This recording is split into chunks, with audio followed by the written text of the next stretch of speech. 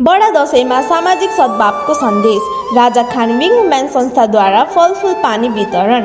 नेपालीहरूको महान चाडपर्व बडा दशैं र नवदुर्गा मूर्ति विसर्जनको अवसरमा राजा खानबिङ वुमेन संस्थाले सामाजिक सद्भाव र भाइचाराको सन्देश सहित फलफुल तथा पानी वितरण कार्यक्रम सम्पन्न गरेको छ। संस्थाका अध्यक्ष मोहम्मद अरशद शेख, उपाध्यक्ष सद्दाब खान, सचिव मोहम्मद राशिद शेख लगायत पदाधिकारी र स्वयंसेवकहरूको सक्रिय उपस्थिति रहेको थियो। अध्यक्ष अरशद शेखले भने, मानव सेवा नै ठूलो धर्म हो। साना प्रयासहरूले ठूलो प्रेरणा दिन्छन् र यस्ता कार्यक्रम निरन्तर अघि बढाउने प्रतिबद्धता जनाउनुभयो।